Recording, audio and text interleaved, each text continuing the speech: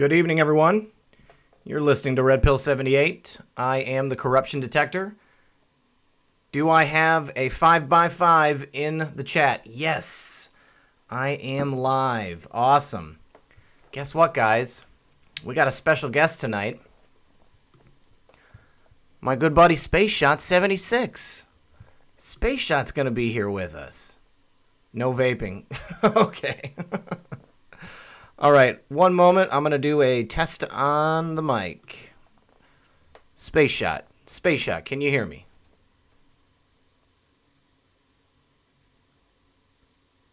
Miggity Mike. Well, Mike's there. Mike, say hello when you get it working. All right, everybody. I hope everyone is doing well. I hope everyone has had time to digest the announcement that we had from President Trump earlier today. That was something else, but we're going to go over that. We're going to talk about that a little bit. I got a couple of things I want to talk about. Mic check. 1 2 1 2. Let me just make this a little bit larger. Why is it showing me that I am offline? Let's see. Oh, I'm showing right there. Let's see. You there, Mike?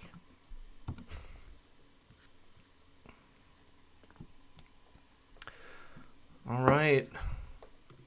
Moderator, please, Mommy Patriot. Okay. Oh. There you go, Mommy. You're a moderator now. Okay, guys. Well, while we are waiting for Mike to come in, I'm going to turn up the volume so that when he says hello, we can hear him. Got a couple things I want to talk about before we get into the, yes, I know, Trees. I know you're just kidding. All right. So General Flynn changed his background today. What is that, guys? What is that? That's a sunset.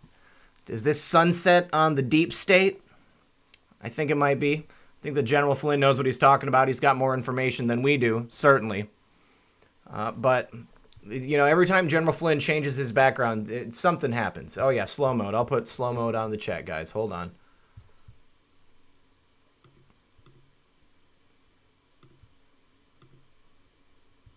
Enable slow mode. Done. Okay, pop out chat. Now everybody can see what everyone else is typing. Thank you, Randy Capshaw. I do appreciate that. I put a lot of work into this channel. I want to make it good for you guys. So, let's see here. Make that a little skinnier. Great. All right, so we're going to close down General Flynn. But every time General Flynn changes his background, something happens. Something has happened. Trumpet says that Soros and Hillary are dead as of 3:15 today. Here we go. You know what, guys? I just realized I need to switch to my desktop. There you go. Here's General Flynn's picture, guys. Sorry about that. Page-related biker, my favorite. Thank you so much for joining us. Do appreciate it. All right, you guys. Now you should see General Flynn. Now you should see General Flynn's sunset. Perhaps the sunset on the deep state. I don't know for certain, but as I was saying earlier, I think General Flynn has more knowledge than we do, and every time he changes his background, something happens. I am so glad you guys are with me again. For everybody who wasn't here earlier, we saw Donald Trump's announcement regarding his deal for DACA and the deal for the wall. We're going to go talk about all of that here next. But first of all, I wanted to talk about that coup, that potential coup that Nancy and her buddies and her family were planning. How many times have you guys ever heard of someone taking 93 of their family members on a short excursion to Afghanistan? Yeah, that's my favorite place to go. I love going to Afghanistan. Hold on, Mike just texted me. Okay. Not a problem. Mike is going to be out running some errands. He's got to run to the 7-Eleven, guys. Okay. Can I get something for his son? Somebody in the chat said that Soros and HRC passed away at 3:15. I would love to see a link on that. If anybody could point me to a link. Maria Seppi, thank you so much for the super chat, dear. You're the first super chat of the night. Thank you so much. So, as I was saying, how many people bring their entire extended family with them to Afghanistan, let alone to meet with a whole slate of NATO generals? You guys ever heard of anything like that happening? I think that sounds real weird. But let's take a look at this thread from Greg Rubini. He says, breaking.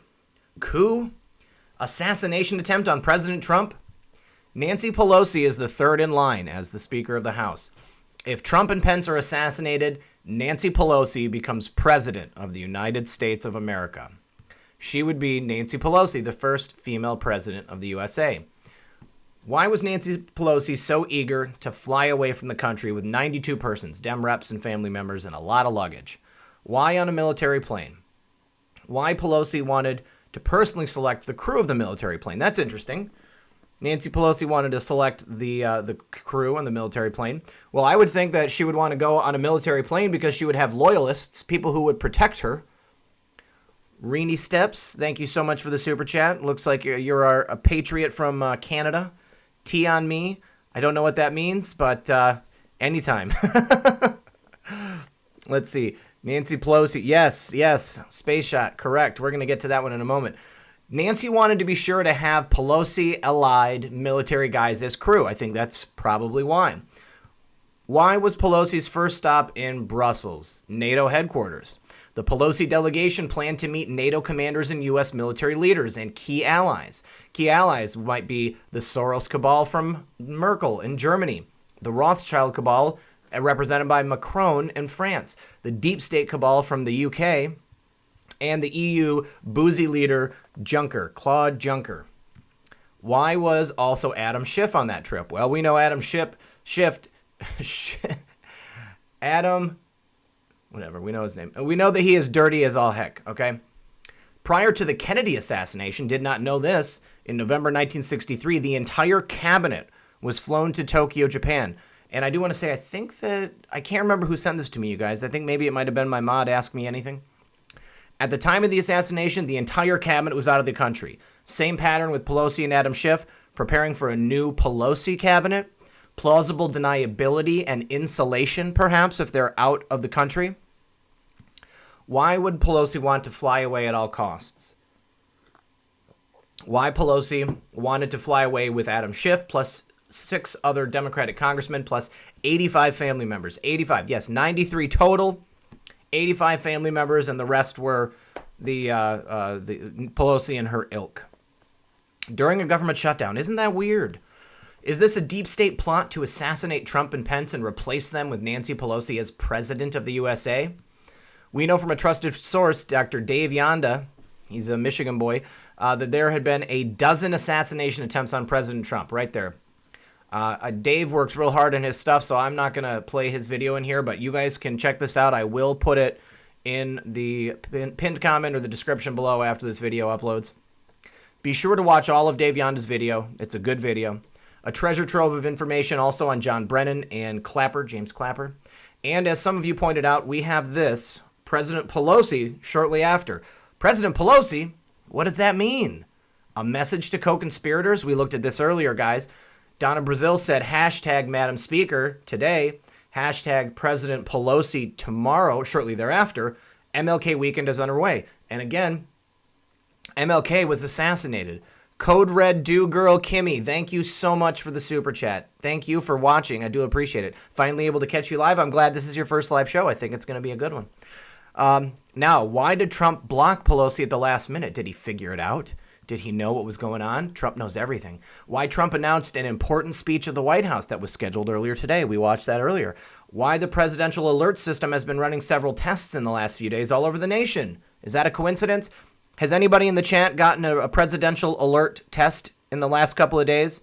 I have not gotten any presidential alerts except for the very first one that was announced last year. Let's see. Enjoy the show. And I want to thank my confidential source. Okay, so he's thanking his confidential source. I thank my confidential source for giving me this tweet. Yeah, see, I didn't get any presidential alerts. I don't have any friends. Nobody's told me that they have gotten any, but I mean, I got no reason to not believe Greg Rubini. I find him to be credible. Well, wouldn't you know it? Of course, Trump gave the Democrats everything they wanted. All he asked for was just a little border wall. Just a little itty-bitty wall. And President Pelosi, Nancy Pelosi, the soon-to-be president in the event of an assassination, Nancy Pelosi is reportedly leaving D.C. a day after Trump canceled her trip. So she's still gone out of town, guys. She wanted to get out of town so bad, it didn't just have to do with this, fake delegation that she was on. But it says here, House Speaker Nancy Pelosi was reportedly seen in Reagan National Airport on Friday evening, one day after President Donald Trump canceled her trip overseas. NBC's Garrett Hawk tweeted a photo of Pelosi and her security detail at the airport. Fox News' Peter Doocy also reported that it appears she's leaving. Vagrant Comics, thank you so much for the super chat. Not on our watch is right. Nancy Pelosi's not getting away with anything. Look at them. Everybody that's traveling with Pelosi does that thing that she does, chewing on their jaw. You are my friend, Patrick Reagan. Thank you so much. I'm glad you're here, buddy. Garrett Hawk says that Nancy Pelosi was just leaving at Reagan International Airport. If Pelosi does in fact leave the city, she will likely miss President Trump's major announcement scheduled for Saturday afternoon. Patrick Patriot, thank you so much. Patty Patriot, sorry. Thank you for the super chat. Loving your channel and trusting the plan. It is a good plan, and I think that we all need to make sure that we stick with it. President Trump needs our support. Cynthia Pappas, thank you for the super chat as well, my friend. She, along with a number of other congressional leaders, had plans to travel to Brussels, Egypt, and Afghanistan. Again, why are you bringing your entire extended family with you on a trip like this? Is this normal? Does Nancy Pelosi often fly with everyone in her family, like all of her brothers and sisters and her cousins and her uncles and her nieces and her nephews and her husband's extended family? She, with their anticipated departure on Thursday afternoon, within approximately an hour after their plane was supposed to take off, Trump sent a letter to Pelosi informing her that they would not be allowed to use a military aircraft for transportation. Good for you, President Trump. Due to the shutdown, I am sorry to inform you that your trip to Brussels, Egypt, and Afghanistan has been postponed. We will reschedule this 7-day excursion when the shutdown is over. I love that he called it a 7-day excursion. That's so funny. Oh, Nancy, get back to work. The president justified the cancellation in a letter to her, explaining that she should stay in Washington, D.C. to continue negotiations to reopen the government. That is a very sensible thing. However, it appears that Trump's efforts were futile. Joanne Dillon, thank you so much for the super chat. Where we go one, we go all. That's right. P. Mac, thank you so much for the super chat. What is that in your picture, buddy? Is that a Great Dane? You got a Great Dane, man? That's a pretty looking dog. Trump's letter appeared to be in retaliation to Pelosi's assertion that she would not invite the president to give a State of the Union address until the shutdown is over. The ongoing shutdown is currently the longest in history. And there's a good reason it's the longest in history, because the Democrats are obstructionists. They are not interested in fixing problems in America. They are interested in lining their own pockets. So now that we know that Pelosi did get out of town, I think it's time that we talk about the actual plan, Trump's actual plan that he laid out. President Donald Trump outlined his plan Saturday to address border security concerns and put an end to the partial government shutdown. Now, that plan includes the temporary extension of legal protections for DACA recipients and funding for a wall. Gosh, Van Helsing, I was totally thinking something like that earlier. The fact that she and everybody got out of town, is it a nuclear weapon that they were planning to drop on D.C.? It's possible. I see them as being willing to do something like that. But thank God it hasn't happened, and I sure hope it doesn't. Thank you for the super chat. All right, so we are not going to watch a recap of this because that was kind of long, you guys. If we get to the end and everybody wants to see it, if you didn't see it before, maybe we'll check it out. But this is the common sense compromise that both parties should embrace, the president began, as he introduced the 8 main points. Okay, so we're going to go through these point by point. $800 million in urgent humanitarian assistance. Okay, so that solves the problem for humanitarian stuff with the Democrats.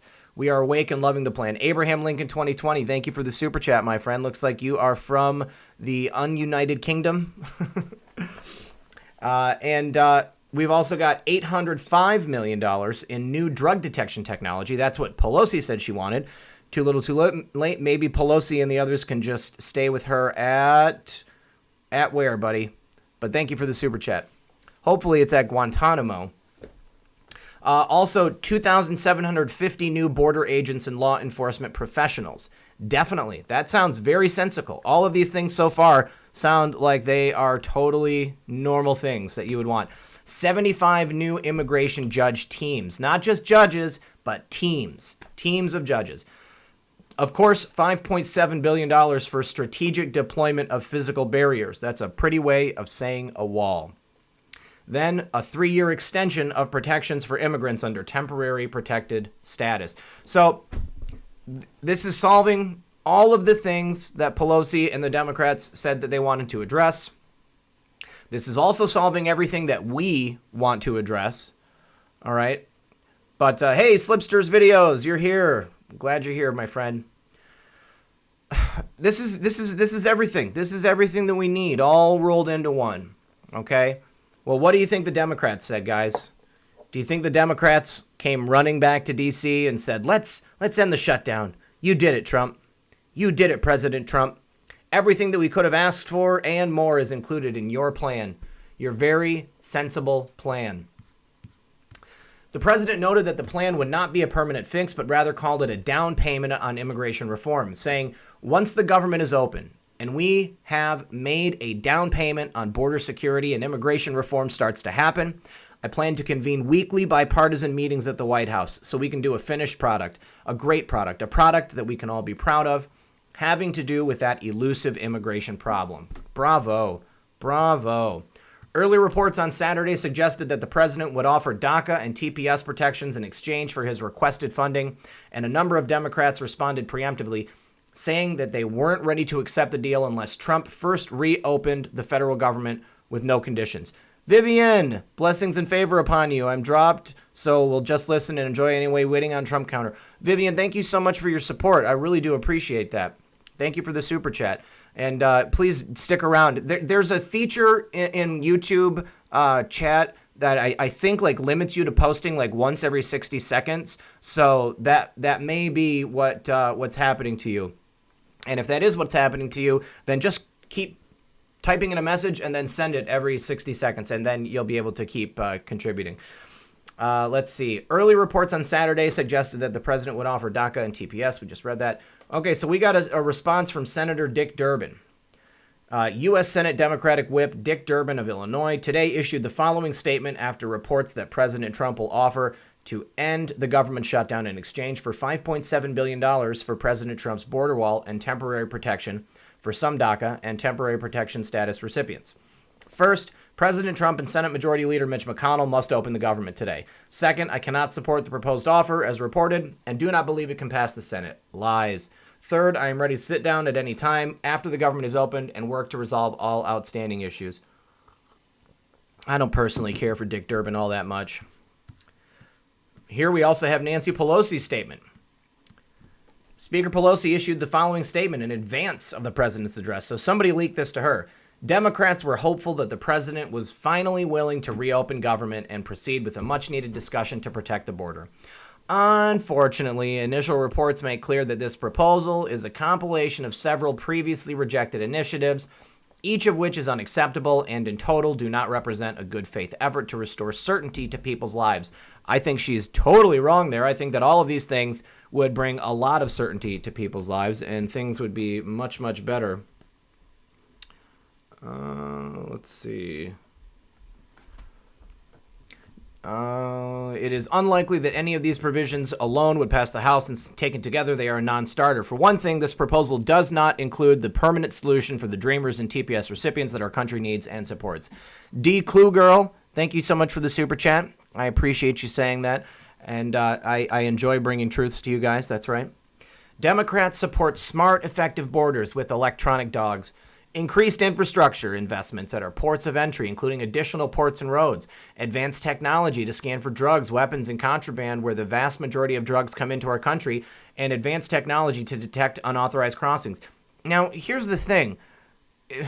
Wouldn't it just be cheaper to build a wall Stephen Fron, thank you so much. Or Steph Fron, do appreciate. Q helium balloon released today. Attach a Q. Nice. Anybody got a balloon out there? Please put one out for me. So she's saying we need technology to monitor the border. Okay, so we implement technology. We put it out there. Well, it's not just going to just sit there and keep working. Like, it's going to require upkeep. It's going to require people to monitor it. Why don't we just put a wall up, all right, and then people will not have to worry. Christine Prelli, thank you so much. I do appreciate that super chat and the kind words. More customs personnel, including filling the more than 3,000 Customs and Border Patrol vacancies, and more immigration judges. Well, she got a lot of what she wanted in President Trump's deal. The president also announced that he expected his proposed plan to be taken up in the Senate by Majority Leader Mitch McConnell sometime in the next week. Whatever we do, I can promise you this. I will never forget that my first duty and ultimate loyalty is to you, the American people. I will never forget that my first duty is to you, the American people. Any reforms we make to our immigration system will be designed to improve your lives, make your community safer, and make our nation more prosperous and secure for generations to come, Trump included. Hey, Matthew from Truth Not Fiction Matters. Thank you so much for the super chat, buddy. I do appreciate it. If you guys are not subscribed to Truth Not Fiction Matters, that's a good channel. You should totally check it out. All right, so we've got a more in-depth article about Nancy Pelosi rejecting the border wall. Here, Mike, are you ready to come on yet, buddy? Are you back from your errands? Let's take a look. Yes, sir. Oh, hey, can you hear me? I can hear you, sir. Okay, what's going good. on, man? Nothing. How are you? Not too bad, not too bad. So what did you... Interesting times. Yes, very interesting times. Very interesting times. What did you think about the president's proposal today for the Democrats? Well, it sounds to me like an offer they can't refuse, but we know that she already came out before she she had her little stint and said basically no. So she's not willing to negotiate. He's bending over backwards to do whatever he can to make a deal get done, and they don't want to make a deal. So, he's going to have to do the national security deal or the national emergency. I totally agree. I think that he realizes that there's no way they're going to accept, okay? They have to stonewall on everything. They're completely obstructionist. They do not want to give him a win in any sense. So he realizes this, and he's basically throwing this out there. It's a bone. If they took it, they would get stuff that they wanted. But since they're not going to, all they're going to do is make themselves look horrible, and he knows it. Yeah, you know what he's doing too is he's doing it on a bunch of different fronts where he's putting it out on exhibition over and over and over again. The little stunt with the live meeting with him and Nancy and Chuck, and then now they're doing this. So he's like going out there and letting everybody know. And like you mentioned, they have a lot of a bunch of Democrats are coming out and saying, I don't really agree with her. I think we can build a wall, and they're having a little bit of strife in between. They just passed something that was within their own party. They only got like 27 votes or something, so it showed you they're not even as united as they appear to be. Yeah, I mentioned that earlier on today's live stream. It's not really the Democrats; it's just the Democratic leadership. You've got all of these, newer people and people at the bottom tier that are breaking with Nancy and Chuck and Dick Durbin, all of them. And they agree. They know that we need a wall. The only way to secure our border is to put up a wall. Now, before I forget, I did just want to say thank you so much, God's Guy, for the super chat. He sent that right there. Thanks, buddy. Nancy is looking for adrenochrome, he says. That's right. She's looking for adrenochrome, and she's looking for cheap labor on her vineyard. Hey, well, some people were mentioning that possibly she's trying to undo, Pompeo's trip, because he was over in the Middle East as well.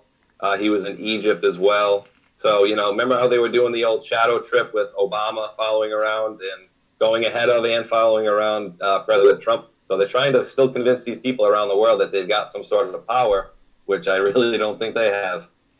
Yeah, I totally agree. I think that she's trying to do the shadow government thing. She's going behind Pompeo's back, and she's getting all these deals set up so that in the event that an assassination does take place, then she can quickly slide into that presidential role. But I think that the idea of a Pelosi presidency is so scary. It is one of the most frightening things I've ever heard of. I mean, not only because of, her frail nature, her fragile mind, but I mean, we know that she wouldn't even really be the one running the country. I mean, her handlers would be the ones running the country. We'd have a George Soros presidency in that respect. Yeah, she's just a puppet as well, and that's the thing I bring up a few times is that everybody's like, oh, where are the arrests? We want to see the arrest, and as you mentioned, I heard George Soros died a few days ago too, so we're gonna keep hearing these things over and over. But here's something I don't think we can verify or not. The people that are behind these people. Let's be honest. Hillary Clinton. We want to see her go to jail, and all these people that are doing bad things. We want to see them go to jail. But there are people that are well above them. And these people, even though they are doing scum of the earth type of things, they're not even the worst of the worst. There are people behind them. And we can't verify, can confirm or deny that those people haven't been arrested or processed, Like the elder Rothschild, since that whole Green episode, I don't think he's been photographed in public. Has anybody in the chat section seen Jacob Rothschild since, November of 2017? I seem to think I seem to remember like a single picture, but I mean you couldn't even tell that it was from that date. It very easily could have been a photo from much earlier that they were just trotting out. And then of course, was it his wife that died recently, or was that like somebody else in his family? Yeah, that was like 3 months ago. I was looking for proof of life, and they can be definitely having people drop pictures too, new and old. But it was his son's ex-wife who died by drumroll hanging by a scarf. So it's like, all right, we got another scenario where people are being hung with scarves by doorknobs, and it's a whole crazy scenario. But we don't know the extent of who's been arrested and who hasn't been. But Hillary Clinton the other day with that picture with him and her and Bill at the play, I mentioned in my video that I'm sure everybody gets that, at the play, is your phone off? But it was like they were holding it right there in the picture, in the camera. And I'll be damned, that Hillary Clinton did not look like the one we saw even at the funeral. Very different to me. Yeah, I saw that today. Hillary's got a big stable of body doubles, and definitely I remember the his son's ex-wife dying by the old standard, death by scarf on a doorknob. But there was another Rothschild. It was like Lady de Rothschild. Hold on, Lady. I gotta look it up. Lady Rothschild dead. Another older Rothschild just died. Here we go. Lady Rothschild passes away at 83. This was 6 days ago. It says she died in a London hospital. Got a picture of her with Prince Harry. Longtime thoroughbred owner, breeder Lady Rothschild died in a London hospital on Sunday, a spokeswoman for the family said. It looks like she died of old age. Her son is Nathaniel Rothschild. And very sad news. Everybody's real broken up about it. But, you're right. I mean, the people that we are fighting to see indicted are really just the people in front of the curtain. Their handlers, these people with the money, everybody behind them. Who knows if we're ever going to hear anything about those people.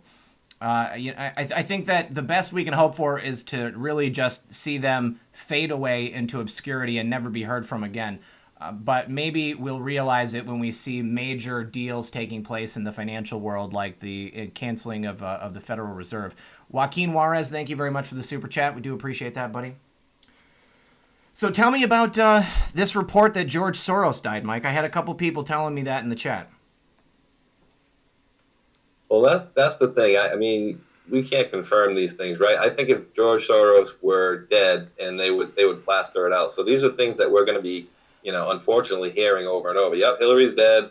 We just wait for it. You'll see proof soon. And just like everybody's saying that Ruth Bader Ginsburg is already dead, and she very well may be, and they may be, putting her on ice like they did George Bush the senior there, or should I say George Sheriff Jr. But they could be doing that. I mean, who knows? These sick SOBs waiting for something else that's going to drop on them, and oh wait, Ruth. Mike, I think we lost you. You guys? Yeah, sorry, I'm on my mobile, and for some reason, whenever somebody calls me, it just kicks me off, so I had to cancel that call out. Okay. But yeah, these things, at very odd times, and people can't see how odd things are that are going on. they can't be helped. But there's so many shills, and I engage them because they always come out with the whole Q has been wrong on so many predictions. I'm like, oh, go ahead, lay out all the predictions. Everybody has all this false notion of what Q is, and that's how to spot these people right off the bat. But there are things going on, and this guy getting coming in Barr, and then he's a good friend of Mueller. And all right, so he's coming in. He's a good friend of Mueller, and then we had the special counsel's office yesterday, basically sticking up for Trump and saying, "No, Cohen's lying about this. He didn't tell him to lie. There's nothing on a congressional record." That is, besides the fact that they even made a statement alone, it's that's rare in itself. And then they did it to basically straighten the record on that. Where were they about the whole Prague thing? Michael Cohen in Prague, Lanny Davis, and that whole deal. We know that the guy that they were watching wasn't Michael Cohen, that Michael Cohen. They were unfortunately spying on somebody named Michael Cohen, but it wasn't that Michael Cohen. You know what I mean? So Yeah. a lot of stories and a lot of things going on, but where are we now? We got William Barr, who is an admitted good friend of Mueller, white hat, black hat, dangerous times we're living in, and what makes a good movie? Great actors and a great plot. I got to agree with you there. It seems to me every time Trump allows something to take over the news cycle, it's because it suits his needs. Like the whole Michael Cohen Prague stuff, that just made all those people look like idiots. Okay? And it may have controlled the news cycle, but it was just like this stunt that we're seeing with the Democrats now. He's allowing them to hang themselves on a very, very long noose. Every time they come out and they say no, or they come out against the safety of the American people, it just makes them look worse. Now, I think they brought out the BuzzFeed story in an effort to try to control the news cycle because they knew that he was probably going to have this announcement today. So the special counsel's office came out and said something, and it destroyed BuzzFeed. BuzzFeed's credibility is shot. If they whatever credibility they had in the first place, because they didn't have much. But Jason Leopold is a real piece of work. I've got an article here we're going to be checking out in a few minutes after Mike gets off the phone. But I think that with the fact that Mueller and Bill Barr are good friends, like I was saying in my video the other day, I think that is just more confirmation that Mueller is working on behalf of Trump. I don't think that Trump would allow somebody to become the Attorney General if he was going to destroy Trump. And I had a lot of people saying, oh, Mueller's not a good guy. Well, no, of course Mueller's not a good guy. But that doesn't mean that Trump doesn't have some type of compromising information on him, like knowing all of the horrible things he's done, all the crimes that he's committed.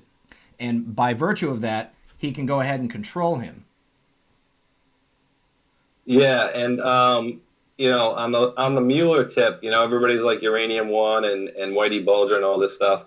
So the podcast that I do usually every Thursday, Feisty Cat had jumped on I don't want to say about a month ago. We having this talk, and somebody was mentioning Mueller, and she went off for about 20 minutes, and she was like having me right then and there being like, wow, Mueller's kind of being framed as this horrible, horrible guy, and she went off on all these different proofs. So even recently, I went into this whole Whitey Bulger thing. Now the Gohmert PDF basically says, Mueller and his goons were attacking these people in Boston and blah, blah, blah. Well, what it was it wasn't even Mueller or his goons, because there was a report that was actually done by that guy, John Durham, who is now looking into the whole, looking into the Baker leak, right? The James Baker leak now. Yeah. And if I get off on this, remind me of leaks, because that's very important too. Okay. But this guy, John Durham, wrote the report, or the cleanup report, on that whole thing. It was a whole big scandal about FBI people who were being handled. They had Whitey Bulger and his crew. They were handling them, basically. And then they went corrupt, and they put these two guys in jail that were actually innocent of it, but they were like really bad guys. They were like murderers, enforcers type people, right? Right. They ended up getting a lawsuit, their family, $101 million or whatever. But the whole long and short of it was they were basically writing letters to the parole board saying, look, you shouldn't let these guys out of jail. You shouldn't give them parole. And they're like, well, we didn't do anything. So the whole thing of it was they were basically telling them, just on that one aspect, to, not let these bad guys out of jail. That was the whole harassment thing on that. So I didn't find one mention of the word Robert Mueller in that whole cleanup report by John Durham. who ended up getting a few people. Sullivan, I think the guy was, he got arrested, the FBI agent. He's went to jail. I think he might be still in jail, but, I didn't see anything like horribly bad with Mueller. So now, and this is why I bring this up too, is because the leaks, right? We had BuzzFeed, they did the horrible story on Papadopoulos, and it's all about leaks. And how did this whole Mueller thing start, right? It was leaks, right? It was James Comey, right? He leaked to his little buddy there, the professor, who in turn leaked it to the newspapers for what? For the specific reason of getting a special counsel. Now, recently in the last week, we found out that they knew that the dossier was used as bait for the FISA, right? Right. So my question in this whole thing is, and this is what I think they're doing, when Brennan and all these people notified these people and gave them the information, who did they give it to? I bet you when it comes out, they did not give it to Robert Mueller. I bet you they gave it to Andrew Weissman, their quote bulldog, that nerdy looking SOB. Yeah. Guaranteed they gave it to him, because I think what they're doing within this whole thing is, I think they're letting Mueller take down his whole team, because they're all Clinton heavily left side people. So I think he's really letting them bury themselves by their own past practices and how they do that. But remember, it all started as a leak, and it's fruit of the poisonous tree. You know what I mean? So Yep. It's very interesting. No, I totally agree. Like Q said in the post, Mueller's whole the whole reason he's there is to gather the information. Okay, so he is while people are feeling safe, they're thinking, oh, Mueller's our guy, as in the Democrats in the deep state. He's actually in there slowly subverting it from the inside out. But just because he's doing a job for Trump doesn't mean that, maybe he is hedging his bets. Maybe he's working against Trump a little bit. But I think it's a lot more likely that when he had that meeting with Trump, 2 days before he was appointed as the special counsel, Trump laid this whole plan out. And he told him, this is what I want you to do. I know what you had, what your role was in all of these other operations that you were involved with. And because of all that, I'm not going to put you in prison for the rest of your life as long as you play ball and you do these things with me. Now, and also, what I took from that Louis Gohmert PDF was that, his point was that Robert Mueller was the leader of the FBI. So like when you've got things happening in the FBI, it's the same way. I mean, James Comey was a little bit different because he was a lot more hands-on. He had his fingers in every piece of the pie because he was so involved with the Clintons and he was so involved with the deep state. He had such a vested interest in everything. He had to get in there and have something to do with it. I think Mueller was much more hands-off. He kind of turned a blind eye and he allowed for things to happen. Because I think you're right. I didn't see anything specifically saying that Mueller did this or Mueller did that, other than the fact that Mueller was the head of the FBI while all of that terrible stuff happened. I do want to say thank you, Van Helsing, for the super chat. Do appreciate that, buddy. All right. So I think you're right about that, brother. Though I think he was brought into Trump's office, right? Because he, besides, since they changed the rule to 10 years, he's the only head of the FBI. He was actually the head of the FBI for 12 years. They had a special citation brought in because, quote, there were so many changes, so Obama requested him for another 2 years. So I think he got laid down in front of Trump. Oh, look, Trump says, hey, look, we got this. What do you want to do? Right. We're going to put you in a military prison or hang you or do whatever we want to do, or do you want to play ball? And, that could be it. We don't have a full scope on things either, and it's very much by design. So I actually prefer it that way. All these last minute curves, and what makes a good movie? You're going to have a plot twist somewhere, right? Right. So is Mueller the plot twist? Because I was saying that the other day. I'm thinking he's the stealth bomber. And listen, President Trump's been saying it the whole time. It's a witch hunt, right? Yep. It's not a witch hunt against him. It's a witch hunt for her. Yep. You know what I mean? It's like the double meaning. Witch hunt. It's a witch hunt. It's we're going after Hillary. We're going after Hillary. We're going after Hillary.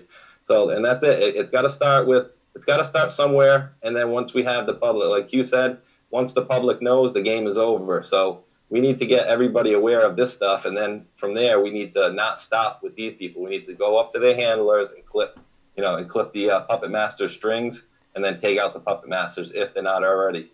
Yep, you're totally right. Totally right. And like you were saying earlier about the Q haters saying, "Oh, Q's been wrong every time." Q has never made a prediction. Okay, Q might have mentioned a date or said, pay attention on this day, But just because Q says pay attention, that doesn't mean that there's going to be a nuclear bomb going off or there's going to be some, incredible thing. But I was saying earlier on Twitter today, if anybody's ever watched a game of chess, it's not the most exciting thing to watch. But every single move brings you closer to that end point when all you got to do is take down that queen. And, it takes a while.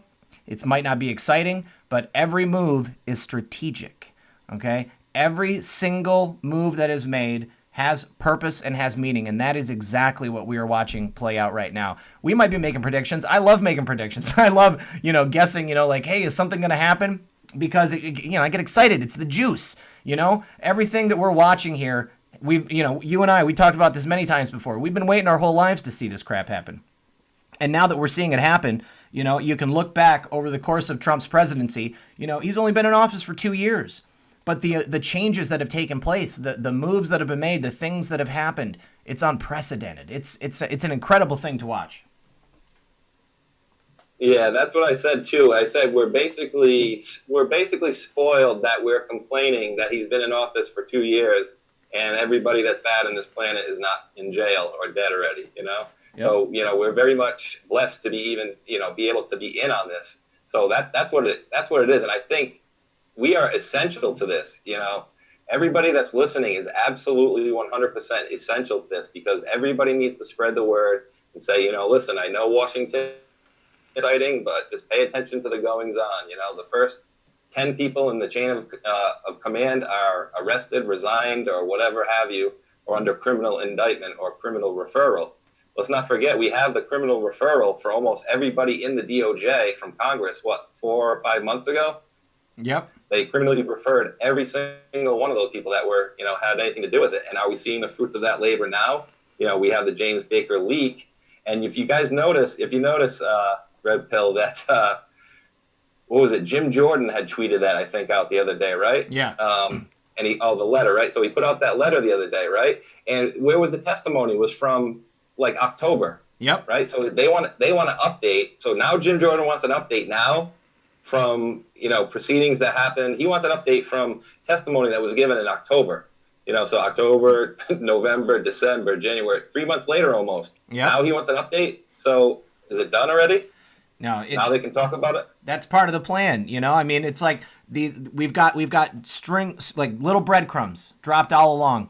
Okay, if Trump was to just come out and just drop all this stuff all at once, it would leave the public consciousness like that. Okay, people nowadays have the attention span of gnats. All right, and unfortunately, until very recently, many people in the United States were just not awake.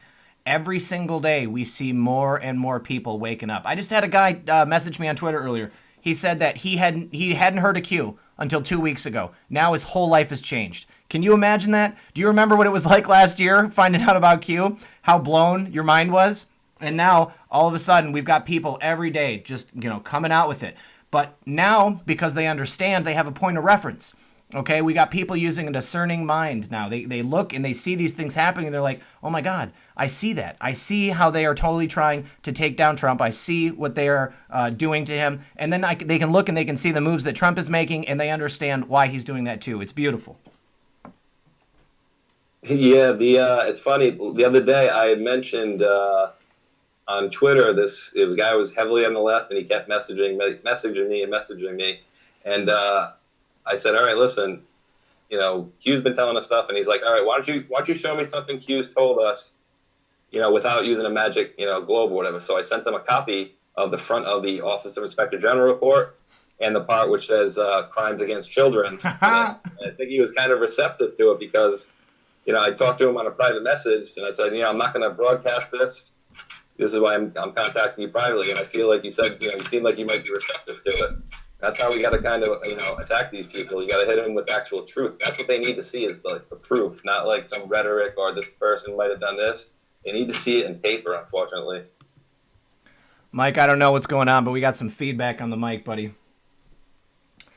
Yeah, I can hear that too, buddy. I'm about to sign off anyway. All right. Well, let's call it there then. Thank you so much for joining us, Space Shot 76. I do appreciate your presence tonight. Been trying to do this for a while with you, man. I do. I just want to say thanks again. If there's anybody in the audience who is not subscribed to Space Shot 76, I find that highly unlikely. He's been a good friend of mine for quite some time. For many, many months now, I've gotten my daily Q information from him, and we would share information back and forth. So if you have not subscribed to Space Shot 76, go do that. He's a great patriot. Make sure you hit that notification bell. Thanks again for joining us, Mike. I do appreciate it. And it looks like Mike is already gone. All right, let me shut down my Discord because that will help the performance of the computer. All right, guys. Like I just said, thank you, Space Shot, for joining us. Mike's a great guy. So we have another article from the Daily Caller here. This is about that BuzzFeed article. BuzzFeed is getting called out hard and heavy. Like we were just saying, the special counsel's office came out and had a statement on this. The special counsel's office does not make announcements, but they came out and said that BuzzFeed was fake news. Fake news. So BuzzFeed now, they won't say which documents its reporters saw for the story that's been disputed by Mueller. The Office of the Special Counsel Robert Mueller disputed a BuzzFeed report claiming Michael Cohen told prosecutors that Donald Trump instructed him to lie to Congress about Russia. One of BuzzFeed's reporters claimed to have seen documents corroborating its bombshell report. It's a lie. BuzzFeed is declining to comment on who saw what and when. So BuzzFeed is declining to comment on what documents its reporters might have reviewed for a now disputed report that Michael Cohen claimed he was instructed by President Donald Trump to lie to Congress about Russia. In the interest of protecting sources, we aren't going to speak further on the details of who saw what and when beyond what's in the reporting. BuzzFeed spokesman Matt Mittenhall told the Daily Caller News Foundation on Saturday. Mittenthal was responding to questions about BuzzFeed reporter Jason Leopold's claims Friday to have seen documents that support the outlet's bombshell reporting about Cohen's interactions with the special counsel. I saw someone mention something about the Office of the Special Counsel, the wrap-up smear. The wrap-up smear. That was Nancy Pelosi's reporting right there. Nancy Pelosi outed herself for the wrap-up smear. And we have seen the documents. We have been briefed on documents. We are very confident in our reporting, Leopold said in an interview with MSNBC to discuss a report he and co-author Anthony Cormier published Thursday night. They haven't seen the documents. Let's take a listen. Jason Leopold's a liar. A year we've reported pretty extensively on the Trump Moscow project. And we have been, I'll just say that we've seen documents, we've been briefed on documents, we're very confident in our reporting. That's what I'm sort of trying to get to here, Jason. The idea, because one thing we keep saying is, listen, if this is true, this has some serious implications, but you can't ignore the if this is true part. Right. Oh, hey guys, did something happen to Vivian? Vivian Turrentine? Hold on. We're going to... How do we get Vivian back? Vivian is one of my friends. Oh, no. View deleted message. We got to get Vivian back. Unhide. There we go. Vivian, so sorry. That was a mistake on behalf of one of my mods. Patriot Lady Biker, you are absolved. Not a problem. Okay. We love you, Vivian. You're back. I completely understand that.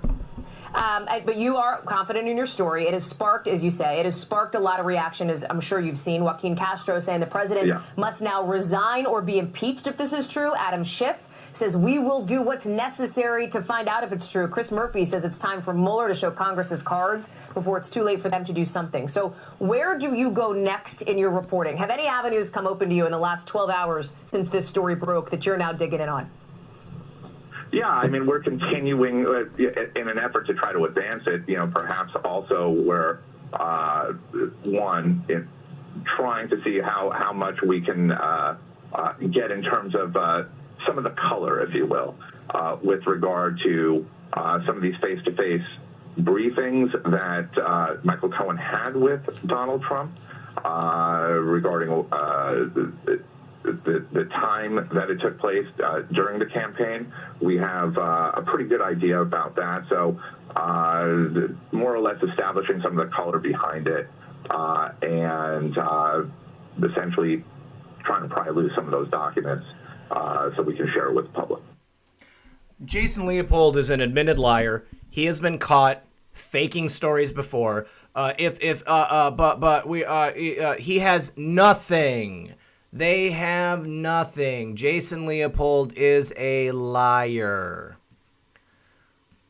According to Leopold and his co-author Anthony Cormier, 2 law enforcement officials claimed Cohen told the special counsel Trump instructed him to lie to Congress in 2017 about his efforts to build a Trump Tower in Moscow during the 2016 presidential campaign. Never happened. Never happened. Trump doesn't email. The special counsel came out and said it was a lie. BuzzFeed is fake news. Don't read BuzzFeed. Not that any of you do. I imagine none of you do. Leopold and Cormier reported documents, including emails and witness testimony, corroborated Cohen's comments to the special counsel. Again, President Trump doesn't send emails. President Trump doesn't send emails. So he never could have emailed Michael Cohen and told him to lie. The report generated significant buzz Friday, with numerous Democrats calling for an investigation into whether Trump obstructed justice or suborned perjury from Cohen. The report was viewed with skepticism by others who noted BuzzFeed did not provide dates, quotes, or other specifics about Cohen's testimony or his interactions with Trump. And Patriot Lady Biker, you're still good, hon. I understand that when you're trying to quickly get trolls out of the chat room, you can accidentally hit somebody. Don't worry, everyone. Patriot Lady Biker is one of my homies. The story suffered a devastating blow Friday night when a spokesman for special counsel Robert Mueller issued a rare, on-the-record statement that undercut the core claims in the report. BuzzFeed's description of specific statements to the special counsel's office. What was the specific statement? Specific statement was Michael Cohen told the special counsel that Trump told him to lie. Okay, so the special counsel's office is saying that the specific statements made to the special counsel's office and characterization of documents and testimony obtained by this office regarding Michael Cohen's congressional testimony are not accurate. I've totally forgot to say thank you, Daryl Pingree, for the super chat, buddy. That is him right up there. Daryl, thank you so much. God, you guys, my cat's trying to get in here. She can hear me talking. BuzzFeed responded Friday night by saying it was standing by the story because they are yellow-bellied journalists. A source directly familiar with BuzzFeed's reporting told the DCNF on Saturday the outlet expects the original story to be vindicated. Not going to happen.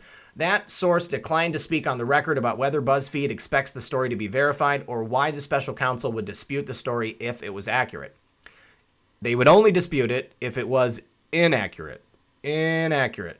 Jaded Logic, you missed a call-in from Space Shot 76. We've been talking about the announcement today from the president, the fact that he dropped a bone for the Democrats, and he knew that they were going to reject it, and now they've just made themselves look horrible because the DACA recipients had the opportunity now to be made into temporary residents to get themselves on some paper and start paying taxes if they really do care about this country.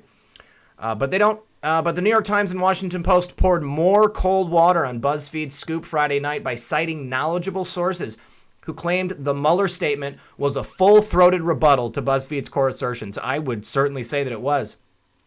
Leopold's comments raised numerous questions about BuzzFeed's reporting. What did the documents say? Does he still have them? Were they forgeries? When were they created? When did he see them? Did he actually see them?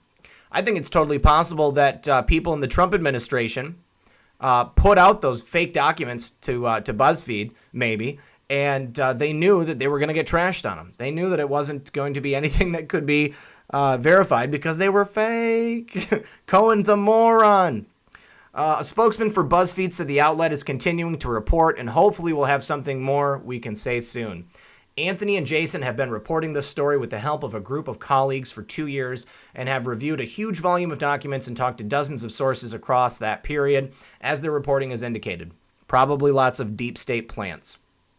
Yes, thank you, mods. Everybody's doing good. I haven't seen anything negative pop up. So, I think I might have seen one thing, but it was no big deal.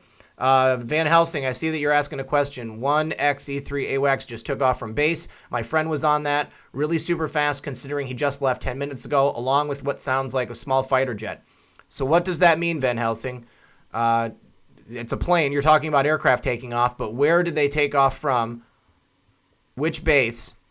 And what are they going? Are they going to intercept? Are they going to get somebody?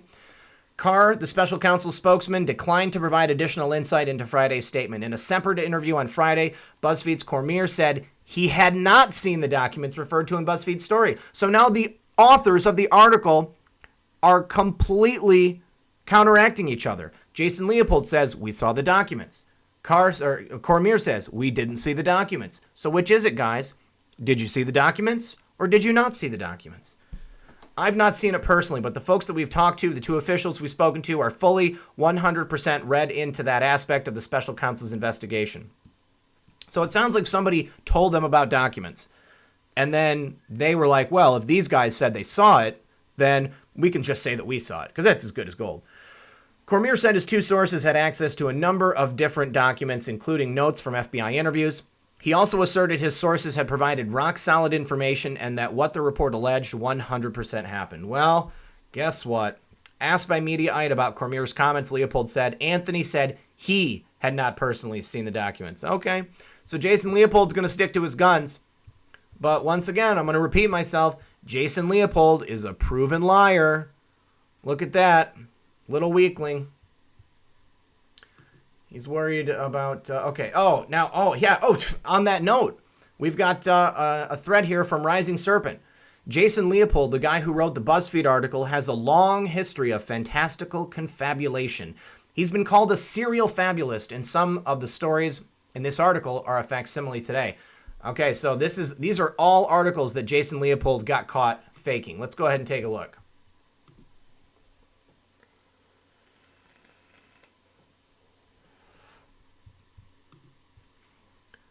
Let's see. Special counselor, yeah. Oh, yes, that's right. Jason Leopold said that there was going to be charges against Karl Rove. This was a couple years ago. This was back in June of 2006. Jason Leopold's addition to his application for membership in the Stephen Glass School of Journalism came on May 12th of this year when he got what appeared to be the scoop of a lifetime. Now writing for truthout.org, Leopold reported that Karl Rove told President Bush and Chief of Staff Joshua Bolten, as well as a few other high-level administration officials, that he was about to be indicted in the Valerie Plame CIA case. Wait a second. Somebody's hijacking my live stream? You got to be kidding me. Who is hijacking my live stream? I don't like that. I don't like that somebody's hijacking my live stream. If anybody has a link and they want to drop it, I'd like to see who is hijacking my live stream. Leopold was caught making stuff up in a 2002 Salon article that admittedly getting it completely wrong in pieces for Dow Jones, and he has his own memoir canceled because of concerns over the accuracy of quotations. Leopold reported that Karl Rove told President Bush and Chief of Staff Joshua Bolten, as well as other high-level administration officials, that he was about to be indicted in the Valerie Plame CIA case. Let's see.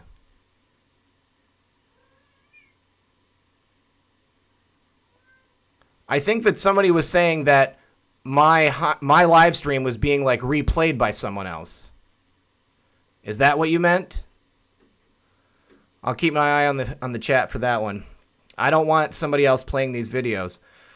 Leopold claimed multiple sources confirmed Rove's indictment is imminent. These individuals requested anonymity, saying they were not authorized to speak publicly about Rove's situation. Truthout originally stood by Leopold's story, even as no news organization could confirm it, and Rove's attorney denied it. Truthout wrote the site had additional independent sources, and the additional sources have now come forward and offered corroboration to us. But just a day later, Truthout issued an odd partial apology for getting too far out in the news cycle on the story, a note which smelled a bit like a preemptive backtrack. Yes, it means someone is mirroring my live stream. Who is mirroring my live stream? It's just bad form. But a day later, okay, they again changed course a few days later, writing that they now had 3 independent sources, confirming attorneys for Karl Rove were handed an indictment. We know that each source was in a position to know what they were talking about. They changed track again a few days later, writing Truth Out Based. It's original. The Anthill QAnon is hijacking your stream. That's pretty interesting. Let's, you guys want to go look at it? I think that's going to freak them out.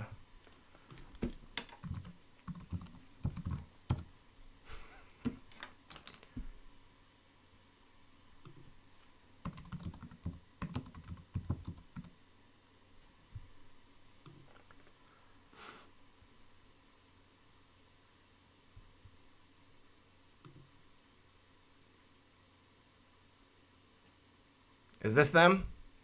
I don't see any. I don't see any stream going.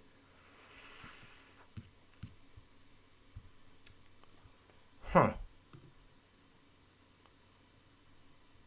Videos. That was 2 days ago. Live now. I still, frankly, it's no. They're playing. They're playing Hard Bastard. Okay, that's a different one. Well, I don't know. I'm over it.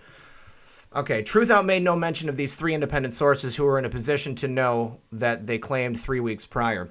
Salon's Tim Grieve reminded readers of Leopold's checkered history with the publication. Salon removed Leopold's August 29, 2002 story about Enron from its site after it discovered that he plagiarized parts from the Financial Times. Leopold was unable to provide a copy of an email critical to the piece. Leopold's response, a hysterical rant which claimed that Salon's version of events was nothing but lies. At this point, I wonder why Salon would go to great lengths to further twist the knife into my back. Jason Leopold is not a credible source. Okay, guys, now this is a bit of mental sorbet for us because this is just the cutest thing in the world. Let's take a look. Look at that baby. She's saying hi. Hi, baby. Hi, baby.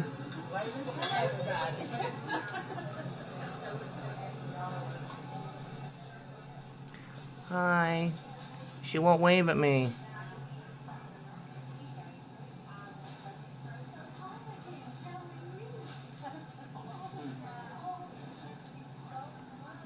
Oh, look at her hugging her. Oh, my God.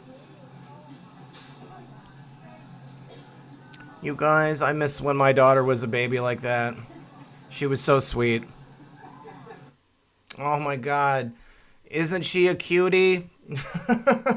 Kevin W. is a great conservative patriot, and he shares some really sweet stuff, you guys. So sometimes it's nice in your Twitter feed to see, just something heartwarming like that go by. If anybody could please be so kind as to like, share, and subscribe. Send this out to everyone. If people were not able to catch it live, they can always check it and the repeat broadcast, which will be playing on my channel. Now, this is a good one, okay? This is a young lady who went to the Women's March. Her name is Diamond Gibson. She had a signed MAGA hat that she was wearing, and she got some pushback from some people there at the Women's March. Let's take a look.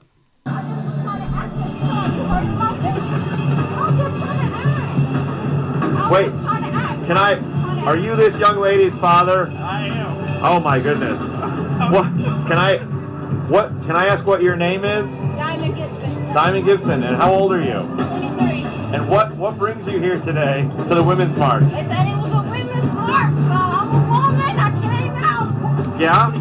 So I can't help but notice your hat. It seems like it's a signed hat, too. Where did you get that? I bought it at Tom Hotel, then I went to the White House and met him. I went to YBLS next to Turning Point USA in Candace Owens and Charlie Kirk.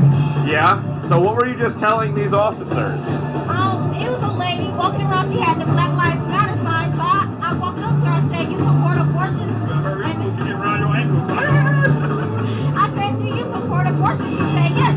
I said, "So how can you support Black Lives Matter and you support abortion? That's contradicting. Abortion is what killed the black women the most." What's the reaction been to you out here today? I got a few hates. I got a lot of stares. I got, a couple of loves. Did people say anything to you? Yeah. What'd they say? They was a couple. He was nice, but it was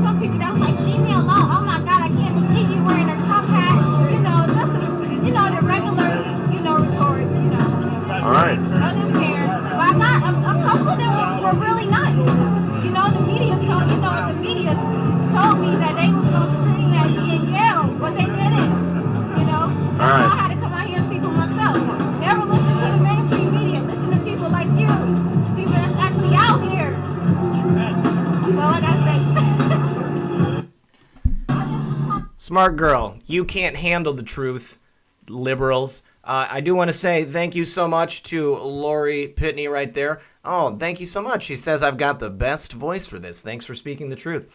I'll tell you guys a secret. When I was a little kid, I was on a nationwide syndicated children's radio program. It was called The Motivation Station. And I'm only telling you that because you're not going to be able to find anything about it. It's wiped from existence. Nobody knows. Let's see. Moving on. Oh, this is a great one. This is just a GIF, but look at this guy voting, and he's wearing the MAGA hat. He's like, look, Donald Trump, voting for Trump. Love it. Gotta love it. Gotta love it. All right, now this is a list of military elite purged under Obama. This was sent to me by my mod, Ask Me Anything. I haven't seen her in here tonight, so I don't know if she's here or not. But here we go. It's an article from rents.com. And you can see here is our list of military elite who have been purged or fired under Obama. I remember when this happened, it came out that Obama was firing people that did not agree with his code of ethics, shall we say. Code Red Do Girl Kimmy, thank you so much for the super chat. I do appreciate that. So all these people were fired. This number of military brass being taken out. Was I homeschooled, Lady Slipper? No, but I went to Catholic school. So almost as good. But all these people were fired so that Obama could put people in there who were, not loyal to the Constitution, who were willing to open up fire on the American public. All right. I heard many people in the military say that they were asked point blank, would you be willing to open fire on the American public? Mommy Patriot, yes, I have a daughter. She's 17 years old. I am not married, divorced, but, that's neither here nor there. Just me and my daughter and, a gaggle of her friends. She's 17 years old. She's got a job. She's going to college. But, she's a typical 17-year-old. She's got a lot of friends. So all of these people, it's too many to even list off, too many to read. Since Barack Obama has been in the White House, thank God he's gone, high-ranking military officials have been removed from their positions at a rate that is absolutely unprecedented. Things have gotten so bad that a number of retired generals are publicly speaking out about the purge. It's spelled purg, but he meant purge. The U.S. military that they believe is taking place. As you will see below, dozens of highly decorated military leaders have been dismissed from their positions over the past few years. So why is this happening? What is going on right now is absolutely crazy, especially during a time of peace. Is there a deliberate attempt to reshape the military and remove those who don't adhere to the proper viewpoints? Yes, that is exactly it. Does someone out there feel a need to get officers that won't cooperate out of the way? That's exactly what he did. Throughout world history, whatever comes next after a military purge is never good. If this continues, what is the U.S. military going to look like in a few years? It's going to look like it was planning on looking like something that Hillary Clinton would be easily able to walk in and control. She would be able to go ahead and then turn people turn the military against the people here. Retired Army General, let me see. Okay, this is many, many things here. Retired Army General Major Paul Valley said the White House protects their own. That's why they stalled on the investigation into Fast and Furious, Benghazi, and Obamacare. He's intentionally weakening and gutting our military, Pentagon, and reducing us as a superpower. And anyone in the ranks who disagrees or speaks out is being purged. Retired Army Major General Patrick Brady said there is no doubt that Obama is intent on emasculating the military and will fire anyone who disagrees with him. Retired Army Lieutenant General William G. Jerry Boykin said over the past 3 years, it is unprecedented for the number of four-star generals to be relieved of duty and not necessarily relieved for cause. Retired Navy Captain Joseph John said, I believe there are more than 137 officers who have been forced out or given bad evaluation reports, so they will never make flag officer because of their failure to comply to certain views. A Pentagon official who asked to remain nameless because they were not authorized to speak on the matter said even young officers down through the ranks have been told not to talk about Obama or the politics of the White House. They are purging everyone, and if you want to keep your job, you just keep your mouth shut. Now this trend appears to be accelerating. General Valley said, Absolutely every communist regime on the planet did this as soon as they got in power. I am surprised this communist traitor with his feet up on the furniture in the White House hasn't done this until now. So we really dodged a bullet here, you guys. That's my point with showing this. Donald Trump came into office here, and he reinvigorated our military, okay? And he didn't even have to go to war. He's taking us out of war, and he is remasculating the military. He is getting people jazzed up again. They are excited. They know that they have a commander-in-chief that they can support. All right, so now we got that Greg Rubini tweet. Okay, so now this is an article sent to me from Vote by an anonymous patriot from Twitter. I think you just spelled conscious right, Absalom David. Do you mean consciousness? All right, recently, okay, so this has to do with organ harvesting. Do you guys remember a couple weeks ago I did that article about MH370, the follow-up on MH370?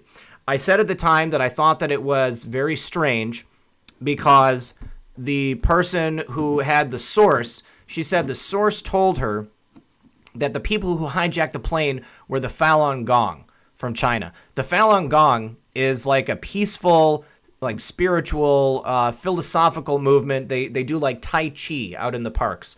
Okay, they're working on themselves. But apparently, it was reported to her that the Falun Gong are the ones who hijacked MH370, and then they took the plane and they just hid it. They disappeared it, and then they sold everybody's organs on the planes. That doesn't make any sense to me.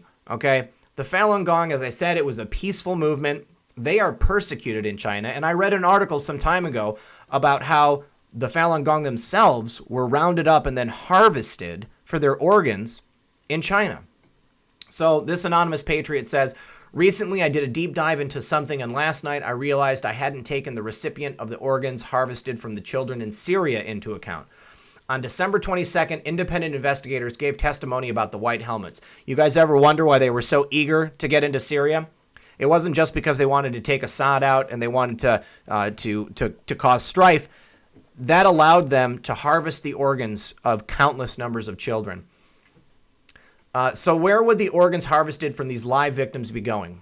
My own brain was working against me. We know about the Vanderbilt pool. You guys remember the Vanderbilt pool from the Q posts? That creepy painting with the children strung up in there. I don't know if that was one of the Podestas owns, but we know about the ping pong tables, etc. These people were cut from neck to belly too. Obviously, the children's organs were gone, and the process of live organ harvesting would produce adrenochrome, as well as what would be the point in harvesting organs in Syria. So going into Syria allowed the Obama administration and Hillary as Secretary of State, yes, and the white helmets, who are horrible, the white helmets, working with their boots on the ground, taking these children, harvesting their organs, harvesting the adrenochrome from them, and then giving it to people like David Rockefeller and Hillary Clinton. I don't know how many people are aware of the Epoch Times. The Epoch Times. Epoch Times. Epoch Times. I just want to say that a few times because people told me different ways that they thought that it was pronounced. But I looked it up, and it's pronounced Epic. Where the closed-door testimony of Lisa Page was recently published. We covered that here on this channel as well. Our history having witnessed events like Tiananmen Square and the persecution of the spiritual group Falun Gong, and at a great risk to themselves and their loved ones, a group of Chinese Americans started publishing the Epoch Times in Chinese in May 2000 in New York City. Some reporters in China were jailed, and some suffered severe torture. Yet despite the risks, they could see the growing need for uncensored coverage of events in China. Their reporting led to this 10-year study. This may have been what I read. Harvested Alive. 10 years of investigations. Okay, the article that I read was based on this study. Yeah, this is it. This is a documentary that was made from that. Let's go ahead and watch the trailer for this, guys, because this is really important, and if you don't know about this yet, you definitely need to. Oh, wait, this is an hour-long documentary. It's not a trailer. All right, guys, I will leave the link to this below. Lady Q, thank you so much for the super chat. Thank you, my friend. I do appreciate it. I'm so glad that everybody's still here. We're going to be ending here in a few minutes, guys. I think I'm going to take it to 10:30 if I can get through that to that time with the rest of these 2 articles. But these last 2 articles have something to do with each other. China has been harvesting organs for transplant for anyone who can afford it. They have like a boutique organ harvesting industry.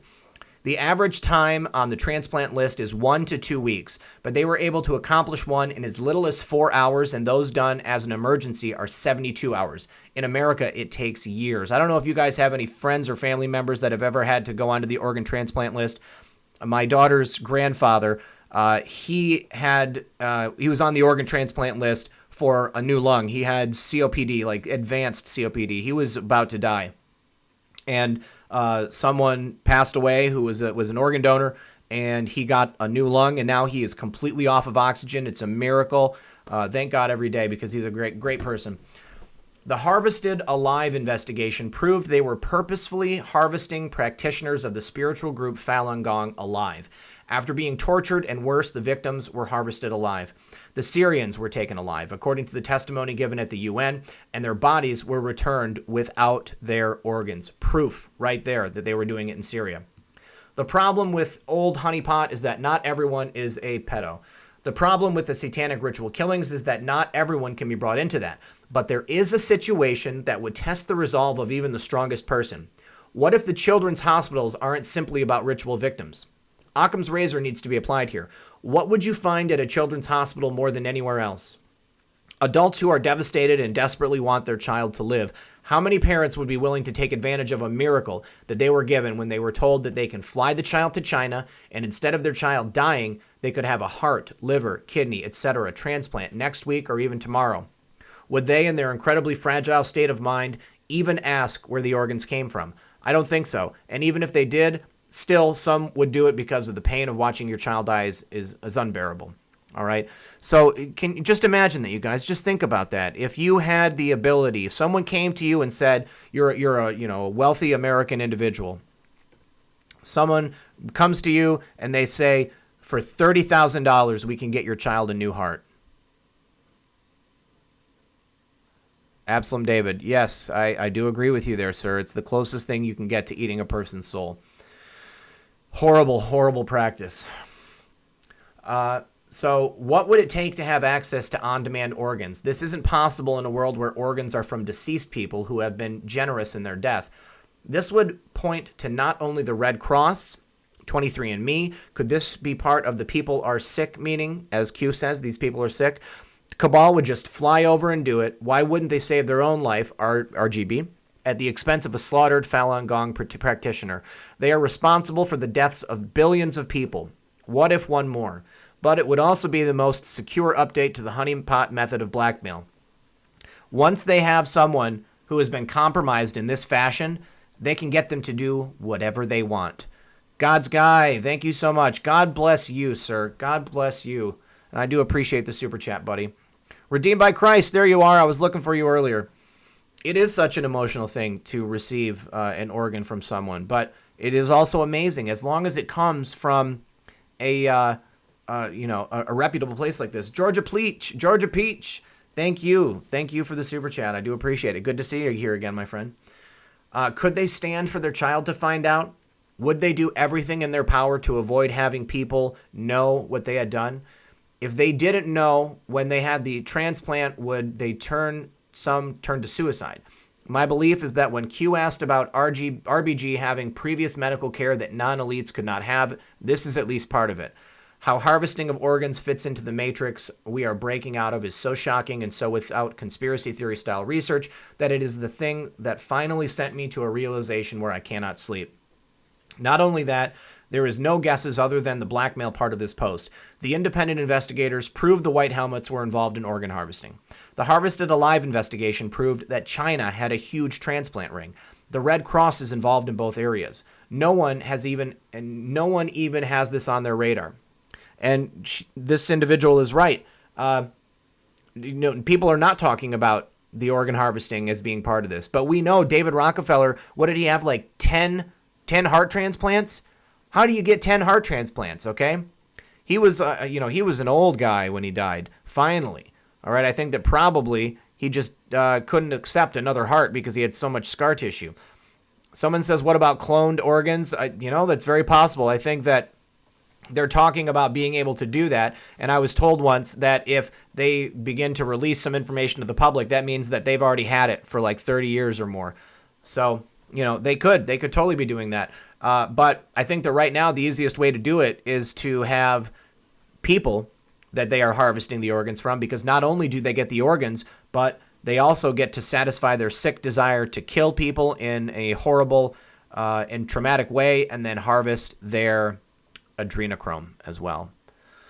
Okay, so you can buy a slave anywhere in the world for an average of $100, but sell human organs for a profit of much more.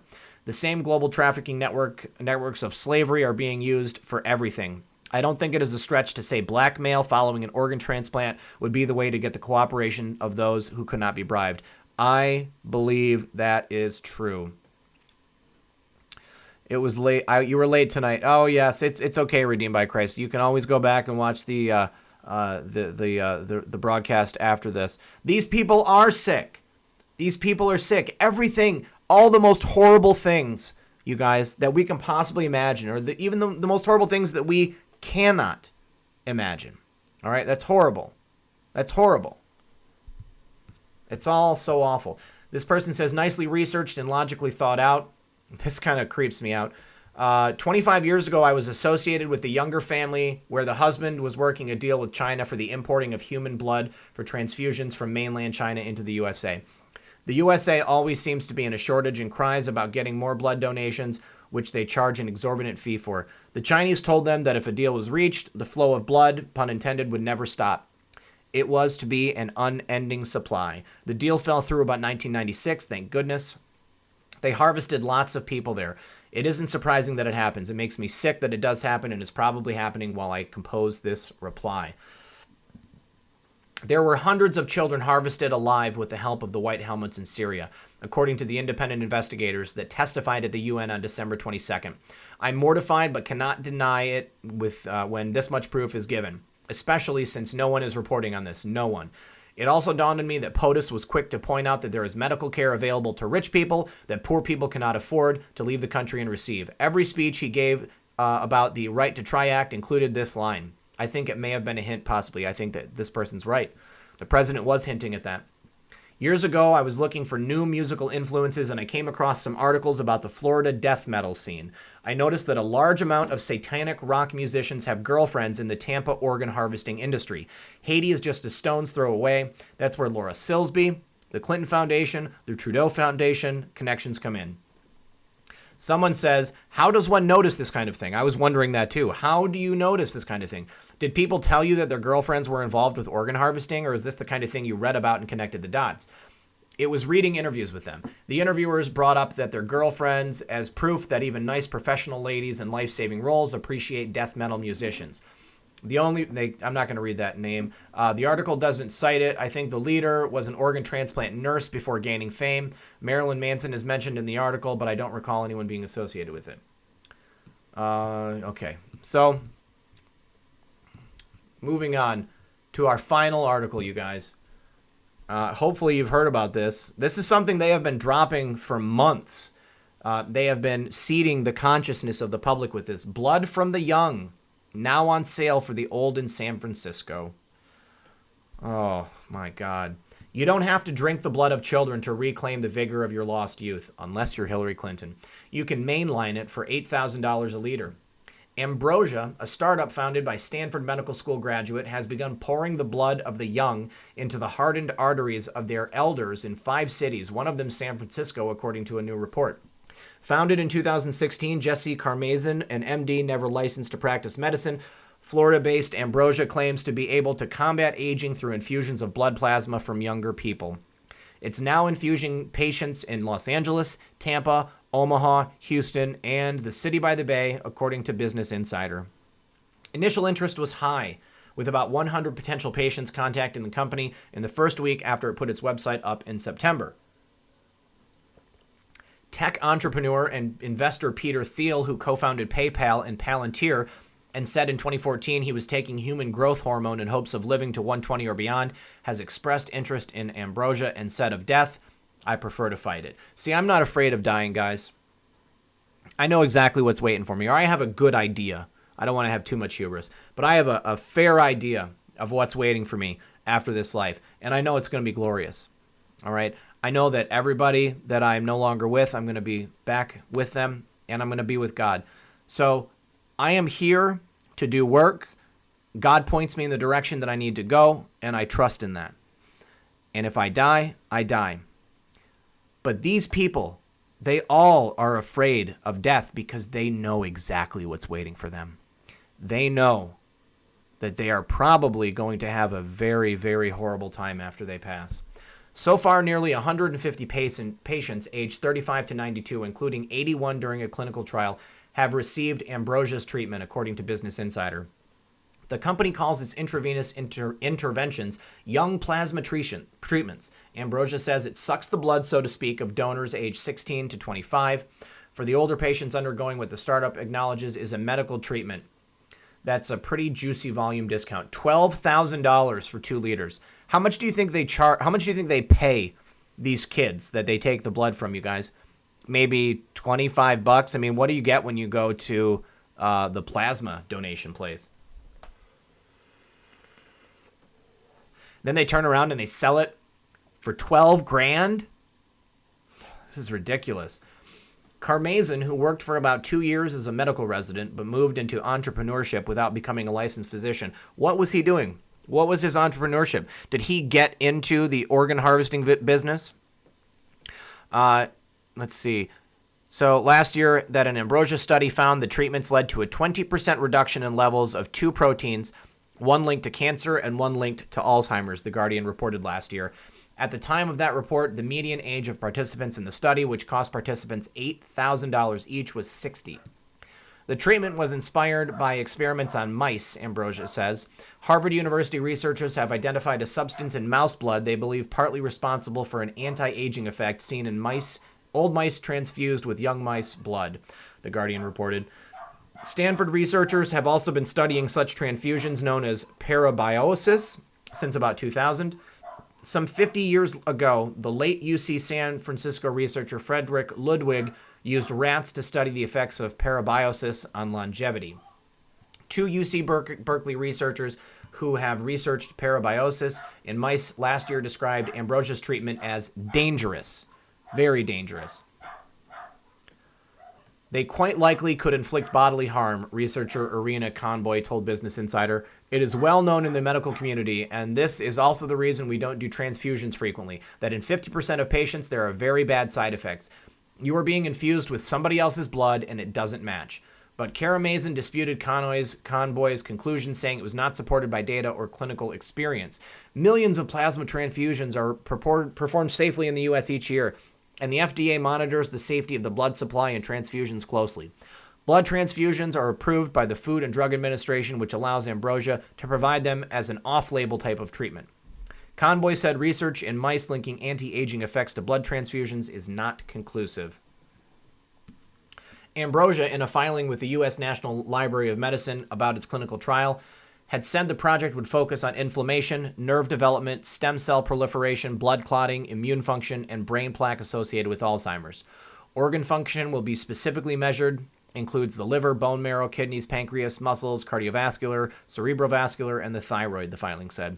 Specific disease states connected to these biomarkers include anemia, neutropenia, I don't know that one, thrombocytopenia, obesity, diabetes, high cholesterol, elevated risk of cancer, arterial sclerosis, dementia, and cataracts. All right, you guys. I just remembered I was going to play a video for as a premiere tonight, you guys. So for everybody who's still with us, we're going to go ahead and check this video, and then we're going to call it a night.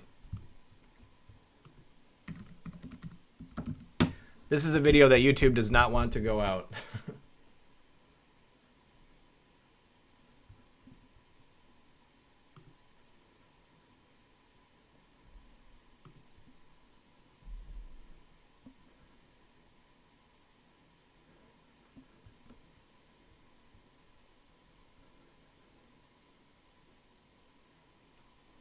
All right, pulling this up. Thank you, everybody who stayed with us for this entire time.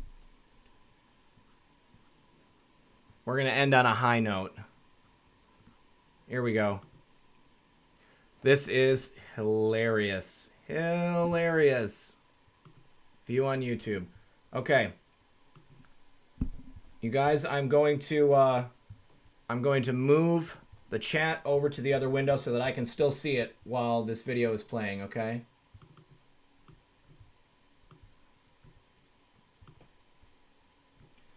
All right, guys, here we go.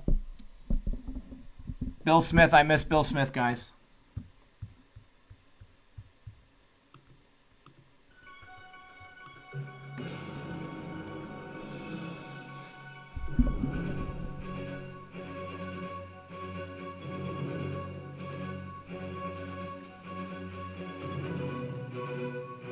You're listening to Red Pill 78. I am the Corruption Detector, and this is your Red Pill News Brief. First of all, in a story from the Daily Caller regarding Bill Burr's confirmation hearing from this week, he says, I don't need the title. Trump's AG nominee says he won't give up powers of the office just to be confirmed. President Donald Trump's nominee for Attorney General Bill Barr said on Tuesday that he would not sacrifice the powers of the Attorney General's office simply to secure the nomination. Or the confirmation, rather. Barr's comments came after Democratic Senator Mazie Hirono began questioning him about acting AG Matthew Whitaker during his confirmation hearing on Capitol Hill. Hirono asked why Barr wasn't willing to emulate outgoing AG Sessions and recuse himself from the Mueller investigation. These are not normal times. This is not 27 years ago. Today the president is Donald Trump, who will do anything to protect himself, she said. He wants you, who has written a manifesto about why presidents shouldn't be prosecuted, at least for obstruction of justice, who has met with and consulted with the president's defense attorneys, who have written op-eds defending his firings of Sally Yates and James Comey to be his attorney general. So in this context, just asking us to trust you is not enough. The regulations and responsibilities of the attorney general, as the head of the agency, vest that responsibility in the attorney general. And I am not going to surrender the responsibilities of the Attorney General to get the title. I don't need the title, he said. If you don't trust me to, Hirono then interrupted Barr and said he was being repetitious before accusing him of failing to follow proper ethical guidelines. You have to excuse me. You have repeated that answer many, many times. However, I think we all acknowledge that Jeff Sessions probably didn't want to recuse himself, but he did, Hirono shot back. And so you have it within your power to follow the ethics advice of your own department, and you're telling us you're not going to, so that is the bottom line. No, Senator, I think Jeff Sessions recused himself because of a different provision, which was the political conflict position, Barr replied. Hirono claimed Barr pulled out all the stops to encourage the president to nominate him and accused him of having a political stake in the game. In the context of all things that you have done basically to get the attention of President Trump to nominate you, I would say that there's a political context to what your decision should also be. Let me move on, she said. Ugh, God, I hate that woman. All right, we're going to take a listen. End quote. And in fact, he did do that, and he was basically pummeled by the president ever since. So Matthew Whitaker has not come before us for the job of Attorney General, but we know that when it came time to make a decision about recusal, he didn't want to be the object of Trump's wrath. So he proceeded to listen to and then ignore the advice of the career ethics officials at the DOJ who recommended recusal. So your answer to Senator Klobuchar makes it clear that you are going to basically follow the Whitaker model. Can you understand why that is not terribly reassuring to us? These are not normal times. This is not 27 years ago. Today, the president is Donald Trump, who will do anything to protect himself. He wants you, who has written a manifesto about why the president shouldn't be prosecuted, at least for obstruction of justice, who has met with and consulted with the president's defense attorneys, who has written op-eds defending his firings of Sally Yates and James Comey to be his attorney general. So in this context, just asking us to trust you is not enough. Why won't you simply follow Jeff Sessions' lead and take and follow the critical portion being follow the advice of the department's ethics officials? Because the regulations and the responsibilities of the Attorney General as the head of the agency vest that responsibility in the Attorney General. And I am not going to surrender the responsibilities of the Attorney General to get the title. I don't need the title. If you don't trust me You have repeated that answer many, many times. However, I think we all acknowledge that Jeff Sessions possibly didn't want to recuse himself, but he did. And so you have it within your power to follow the ethics advice of your own department, and you're telling us you're not going to. So that is the bottom line. No, Senator, I think Jeff Sessions recused himself because of a different provision, which was the political conflict provision. I think he played a role in the campaign. In the context of all of the things that you have done, basically to get the attention of President Trump to nominate you, I would say that there's a political context to what your decision should be also. Let me move on. I love his face during that line of questioning. She does not understand what's going on here. The Attorney General is in charge of the Department of Justice. Just because the president is choosing the Attorney General does not automatically submit to the fact that they need to recuse themselves, okay? The president has to nominate people. If this was the line of thinking, then every Attorney General in every administration would thereby need to recuse themselves from here on out, and they would be, completely useless. They would be a limp noodle. Mazie Hirono, I cannot wait till she is no longer in public office. All right, moving on. And next from the Daily Caller, CNN analyst, totally owned, accuses black conservative radio host of white privilege. CNN analyst Areva Martin put herself into an awkward situation on Tuesday when she accused black conservative radio host of operating with white privilege. SiriusXM radio host and Fox News contributor David Webb brought Martin onto his radio show to discuss diversity in media, and he noted that he has always considered his accomplishments to be more important than his skin color when applying to jobs. I've chosen to cross different parts of the media world, done the work so that I'm qualified to be in each one. I never considered my color to be the issue. I considered my qualifications to be the issue, Webb explained. Martin, apparently unaware that she was talking to a black man, said that Webb's approach to media came from a place of white privilege. That's a whole other long conversation about white privilege, which assumes that you have the privilege of doing what people of color don't have the privilege of, Martin said. How do I have the privilege of white privilege? Webb asked with an air of confusion. David, by virtue of being a white male, you have white privilege, Martin replied. Webb paused for a moment and then dropped a metaphorical bomb on Martin's argument. Areva, I hate to break it to you, but you should have been better prepared. I am black, Webb asserted. You're talking to a black man who started out in rock radio in Boston. That's actually insulting. Martin apologized for her comment and insisted that her team gave her incorrect information about Webb's race. Sure they did. Webb refused to let Martin off the hook, explaining it was unacceptable for Martin to make assumptions about any person or his or her level of privilege because of his or her skin color. Boom! All right, now we're going to watch a little clip of the video from Sean Hannity. All right, CNN fake news legal analyst Areva Martin had a harsh reality check earlier today. She appeared on Fox News contributor David Webb's radio show, friend of this program, tried to claim he has white privilege. Boom. Boom. Hannity with the boom. Areva Martin, are you just stupid or were you unprepared? Oh my God, I can't even believe that she did that. What an incredible gaffe. Oh, good going, Areva. And finally, in our last story from the Gateway Pundit, the State of the Union is off. Steny Hoyer tells CNN that Pelosi has canceled Trump's address to Congress. Update, not yet canceled.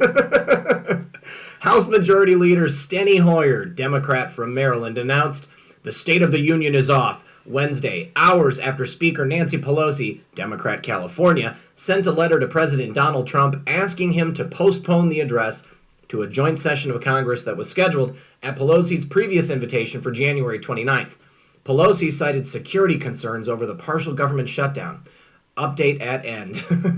Hoyer told CNN's Kate Baldwin in an interview that Pelosi was in fact canceling Trump's speech because of the battle over government funding on the border wall and border security measures demanded by Trump to stem the crisis of illegal immigration and drugs coming across the southern border with Mexico. Let's take a listen to what Mr. Hoyer had to say.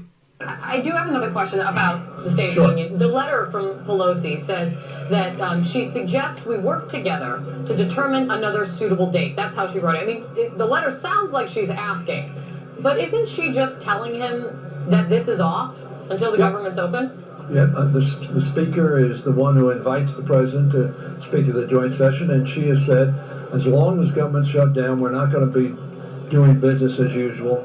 So the State of the Union is off. The State of the Union is off. What if the president, I don't know, responds with, no, he wants to keep the date? Any chance that he could convince you otherwise? No. Our response will be, Mr. President, if you want to open up the government, the Senate now has 7 bills that they can use, and we're going to send an 8th bill tomorrow, or today, to them. In which includes disaster relief, and there are really 2 disasters. The disasters that have been caused by natural causes, natural phenomena, and the disaster that has been caused by the President of the United States of shutting down government and locking out 800,000 people from getting paid the money that they have earned. Steny just looks old and confused, and this is nothing against people of any age, because Lord knows I'm getting up there myself. But Steny Hoyer just has this look about him, like he was waiting for his line, and she says, the State of the Union's canceled, and he says, yes, thank God, someone gave me my line. Hoyer said the only way the speech will be rescheduled is if Trump reopens the government on the Democrats' terms. Ooh, they're so tough. A partial transcript was posted to Twitter by CNN's Ashley Killow. Before Hoyer spoke to CNN, Nancy spoke to reporters, reiterating her concerns about security issues and concluding by saying that Trump could give the speech from the Oval Office. Because they don't want to listen to what he has to say anyways. Let's hear what Nancy had to say. On the strength of the statement of the Secretary of Homeland Security about all of the resources that are needed to prepare for a State of the Union address, which he calls an event of special security. And so these people are not working. And we've never really had a State of the Union when government has been in a shutdown since the Budget Act in the 70s. So this is respectfully and sadly what proudly I invited him to come. It was privileged to invite him to come. Government to shut down. The people who that we would have the President of the United States, the Vice President of the United States, the entire Congress of the United States. Where should I look? The Supreme Court, the Joint Chiefs of Staff, the Cabinet of the United States, and I say that, and the Diplomatic Corps, all in the same room. This requires hundreds of people working on the logistics and the security of it. Most of those people are either furloughed or victims of the shutdown, the president's shutdown. But that isn't the point. The Schumer shutdown. Security. And I, having been in leadership a long time, have been maybe before you were on here, where they have, we have so prepared in advance for something happening in that chamber. Actually, this room, HR 5, if you look back at the history of it, rather than my giving it to you, was turned into sort of a safe haven where they bring us all down here if something happened in the chamber. This is a very big deal. It is a special security event. If you were to see the president coming, would you host him? Well, I don't know. That would be a security matter. I mean, either the secretary was exactly. All right, I've had enough of Nancy Pelosi, too. She also appears to be just dazed and confused.